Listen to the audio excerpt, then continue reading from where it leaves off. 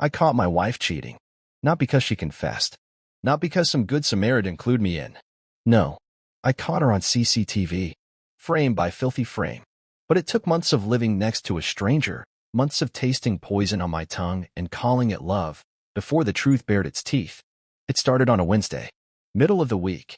Middle of a normal life. I came home early from work, something I hadn't done in years. No reason. Just good instinct.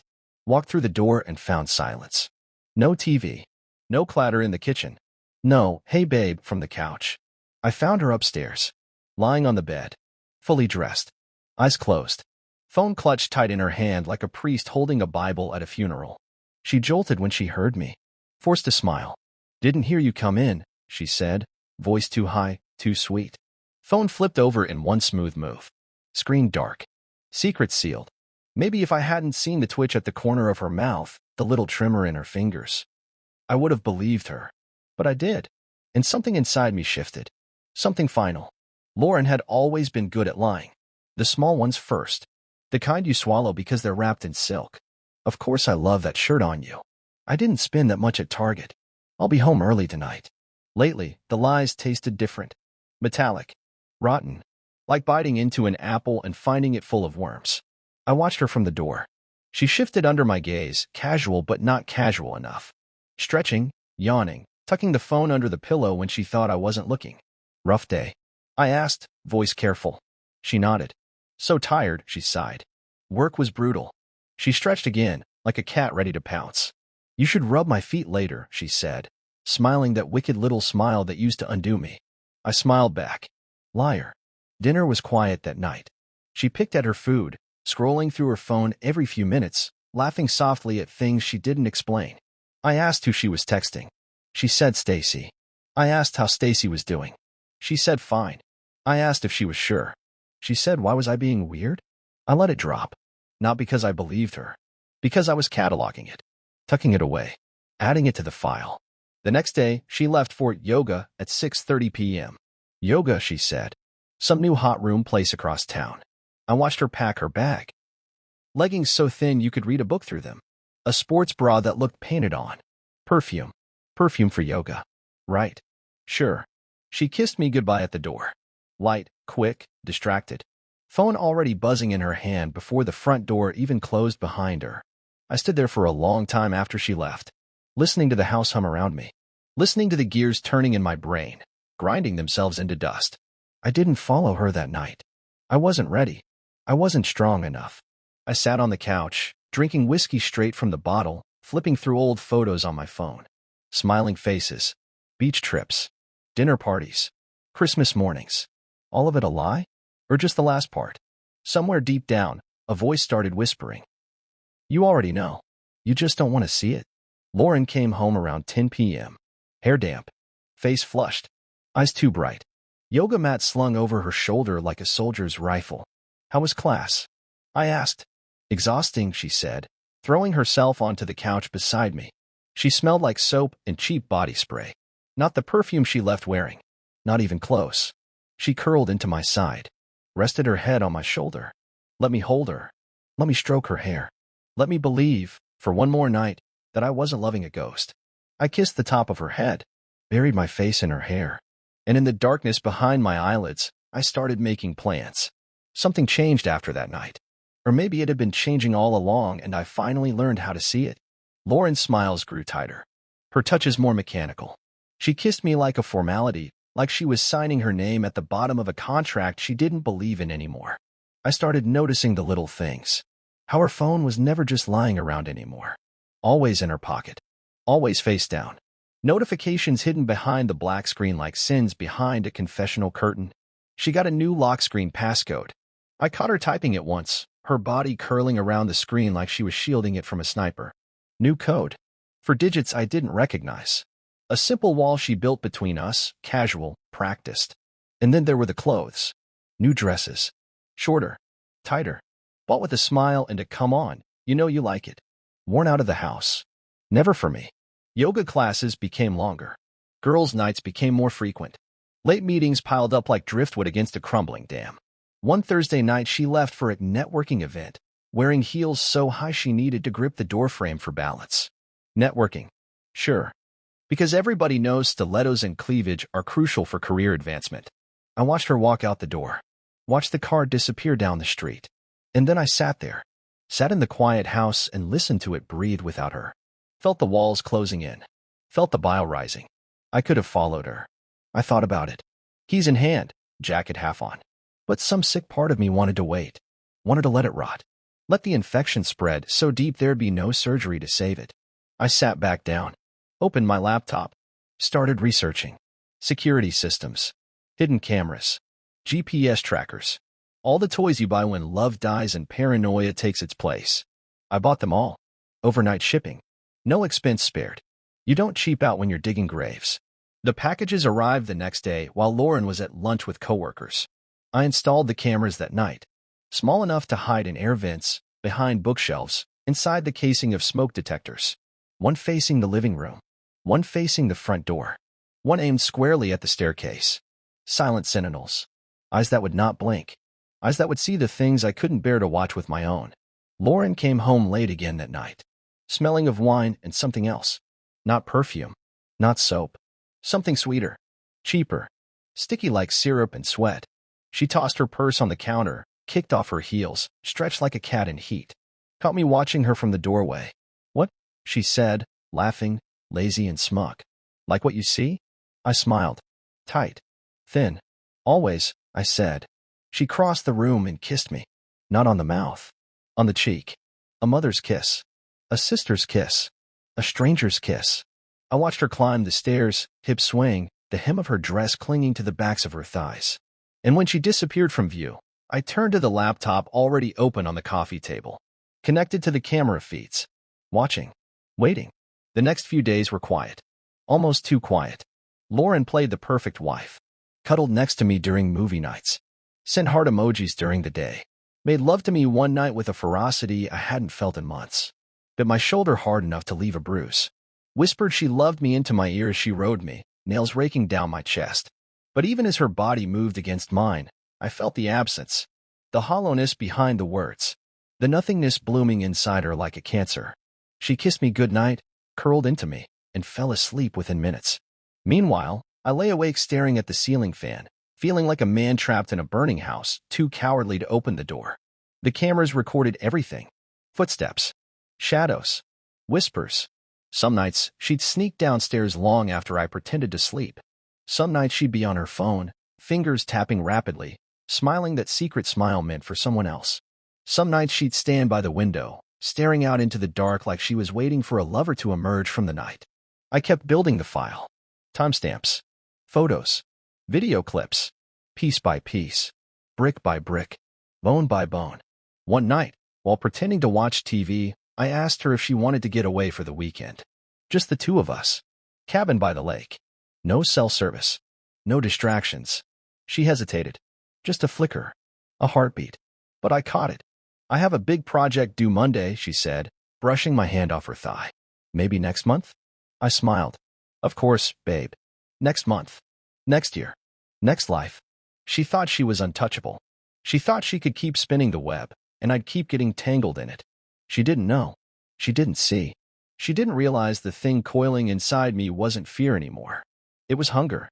It was teeth. It was the end of her world sharpening itself in the dark. And I was almost ready. Almost. I just needed one more piece. One final, bloody nail for the coffin.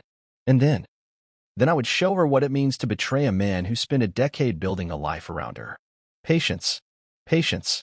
The blade is sharpest after the longest wait. The third week after the cameras went live, something changed in Lauren.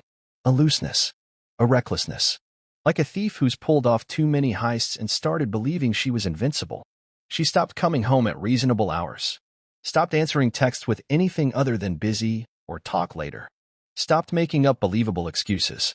One Friday night, she walked in at 1:48 a.m., makeup smeared, hair tangled, heels dangling from her fingers. I sat in the dark living room, the TV flickering blue across my face, watching her fumble with the door lock. She jumped when she saw me, the way a child jumps when they're caught sneaking in after curfew. Except children aren't this cruel. Children don't reek of guilt and hotel room soap. "Jesus, you scared me," she laughed, too loud, too fake. "Couldn't sleep. I said. She shrugged, staggered toward the kitchen for water, avoided my eyes. I followed her, watched her chug half a bottle like she'd been crawling through a desert, watched the sweat bead on her forehead despite the cool night, watched the panic flicker and die behind her smile when she realized I wasn't going to ask questions. How was the networking event? I said, casual, peeling the label off my beer bottle. She froze just a second too long. Fine, she said. Just fine. Another beat. Another forced laugh. It's not exactly a party, babe. Just boring work people talking about boring work shit. I nodded, took another sip, pretended to be dumb, pretended to believe. Inside, I was carving her name into the tombstone. The next morning, I checked the cameras. Nothing at home. Silent footage of empty rooms. But I had expanded my reach. Lauren's car had a new passenger these days, a tiny tracker hidden deep under the back seat. The night before, it had pinged at a hotel. Midtown Suites. Room 409. She wasn't networking. She was fucking. She was splitting herself open for another man, and then coming home to lie in our bed like it meant nothing. I still hadn't seen him. Not clearly. Not yet. Only shadows and silhouettes. Only the occasional glimpse of an unfamiliar jacket or the flash of an unfamiliar hand brushing against hers. I needed to see him. I needed to know exactly who had signed my death certificate. So I waited. Planned. Built the trap with bloody hands and a frozen heart.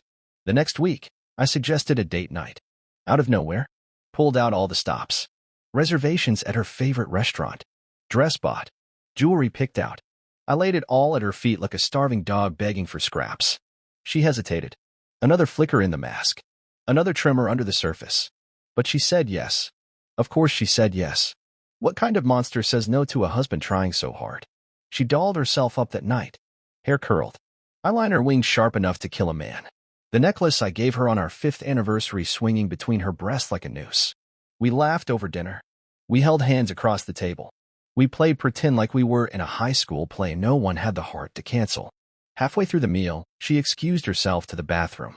Took her phone with her. Didn't even pretend anymore. I flagged the waiter. Paid the bill. Left a generous tip. Walked out the front door and waited in the car, engine idling low, watching the entrance through the rearview mirror. 15 minutes later, Lauren emerged. Laughing. Texting. Face lit up like a firework. Not for me. Never for me. She slid into the passenger seat, oblivious. Waved her phone at me. Stacy says hi, she said, smiling that broken, filthy smile. I smiled back. Dead-eyed. Already gone. That night, I installed one more camera. This one inside her car.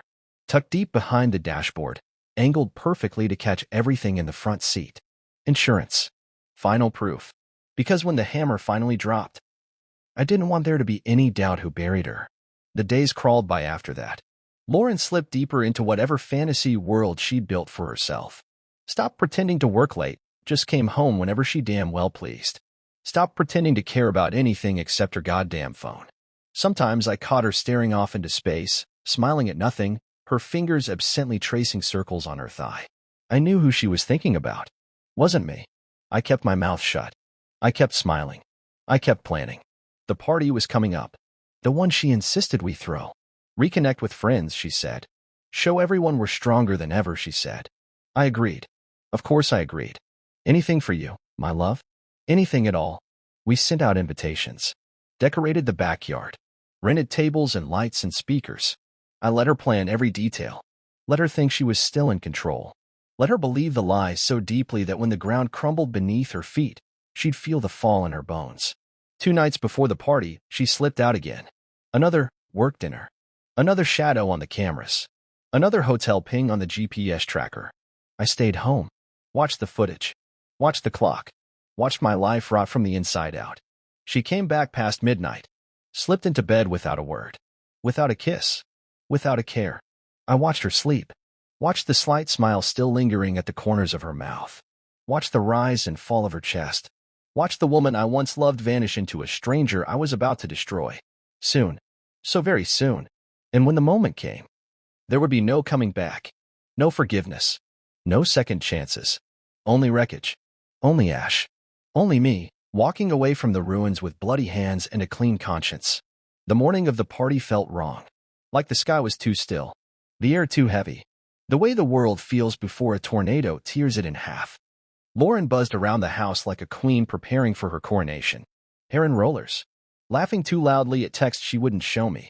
Barking orders at the caterers. Pretending so hard it made my teeth ache. I watched her from the kitchen doorway, sipping burnt coffee, feeling the knife twist deeper into my ribs with every fake giggle that spilled out of her mouth. She wore a blue dress. Not just blue, electric, blinding, a shade designed to make every man's head swivel.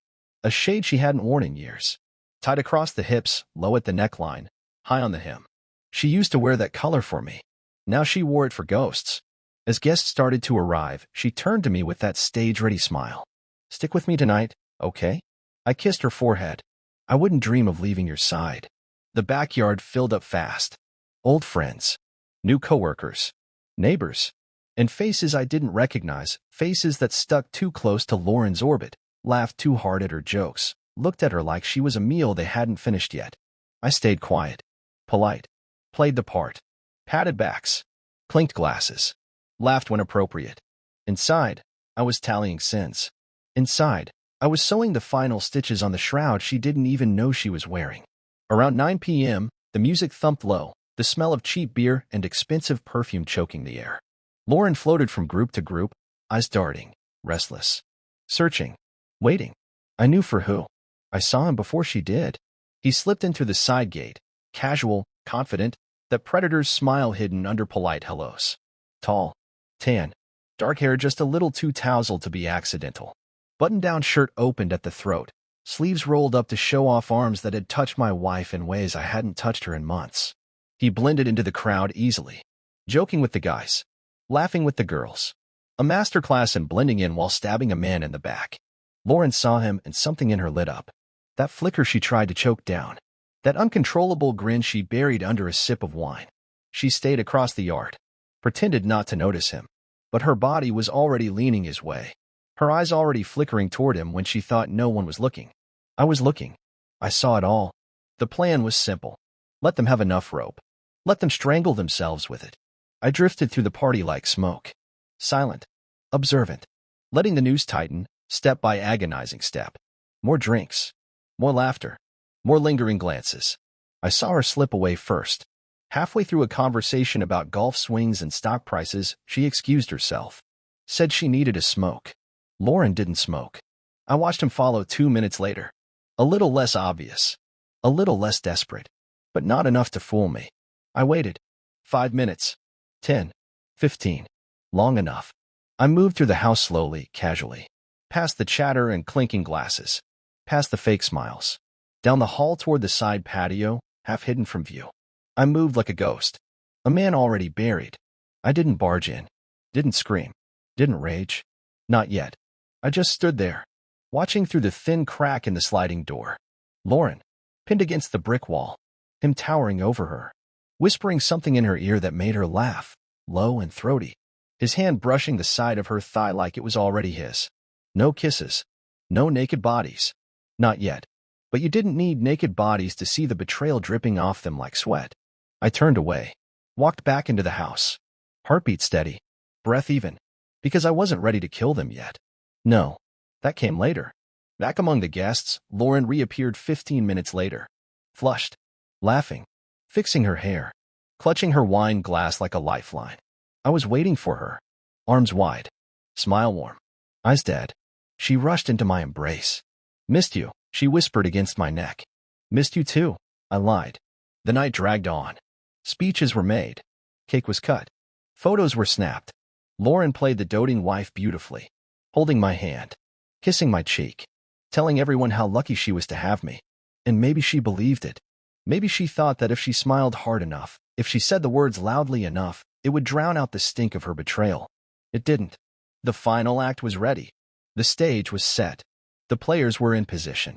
All that was left was to lower the curtain. And when I did, it wouldn't be just Lauren who fell into the abyss. It would be everyone who had helped her dig the grave and smiled while they tossed me in. The final piece had always been the CCTV. Lauren thought she was clever. She thought she was invisible. She didn't know the cameras I installed weren't just in the house. She didn't know about the system I'd rigged in the garage. Tiny, high-resolution cameras tucked into the rafters, covering every inch of the place. She didn't know that every time she slipped out the side door, Every time she pulled into the driveway with her secret smile. Every time she let that bastard touch her where only I was supposed to.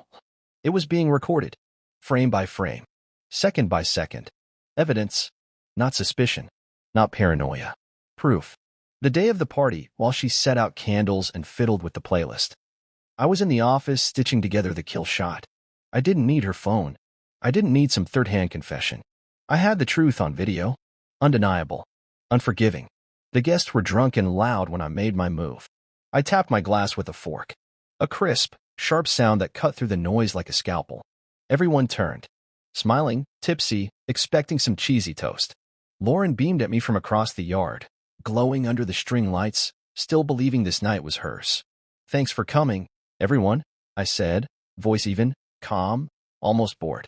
"I just want to share a little something before we call it a night." The projector flickered to life. I'd set it up in secret, rigged to the outdoor screens. Usually we use them for summer movies, Disney classics, and bad action flicks. Not tonight. The video started. Soft at first. Footage of our house. Happy memories. Lauren decorating for Christmas. Lauren baking cookies. Lauren laughing in the kitchen. The guests clapped, a few raising glasses. Lauren smiled, one hand fluttering to her chest in fake humility. The footage shifted. The music stopped. The colors drained. The screen now showed the garage, a shadow slipping inside. Lauren, checking her phone, pacing like a nervous teenager. Then a second figure. The man from the party. Him. Closing the door behind him. The room went still. You could hear breathing. Someone's wine glass shattered against the patio stones. On screen, Lauren backed up against the workbench, laughing, pulling him toward her. Hands roaming. Mouths crushing. Bodies grinding like they'd been starving for years. Someone gasped. Someone else swore under their breath. Lauren moved before anyone else.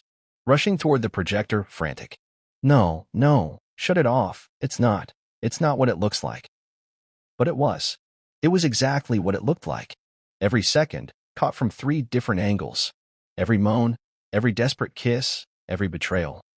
Projected 15 feet high for everyone she loved and everyone she thought she fooled to see. I stood calmly. Watched her scramble. Watched the guests back away from her like she was radioactive. The man, her lover, tried to speak. Tried to laugh it off. It's a joke, right? A prank? Jesus, tell me this is a prank. I pulled a thick folder from behind my back. Tossed it onto the buffet table like a corpse. Receipts. GPS logs. Photos. Screenshots. Every place they met. Every time they snuck off. Signed, sealed, and delivered. And then, the final touchy. The prenup. Lauren didn't read it carefully when we got married. Just smiled and signed because she was marrying the love of her life. Buried on page 9, clause 17. Infidelity nullifies spousal support. Infidelity awards full ownership of jointly held assets to the faithful party. The house? Mine. The savings? Mine. The car she drove to the hotel rooms? Mine. She stood there shaking, mouth opening and closing like a dying fish. I leaned in, voice low so only she could hear. You're going to leave here tonight with nothing but the dress you're wearing. You're going to wake up tomorrow in a cheap motel with no home, no car, no future. And you'll remember this moment every day until you die. She reached out, desperate, pathetic. Please, she whispered, tears streaking the expensive makeup. Please, we can fix this. I smiled. No, I said. We can't. I turned to the guests, friends, coworkers, neighbors, all staring, all witnessing the execution. Party's over, I said. I didn't slam the door when I left. I didn't scream.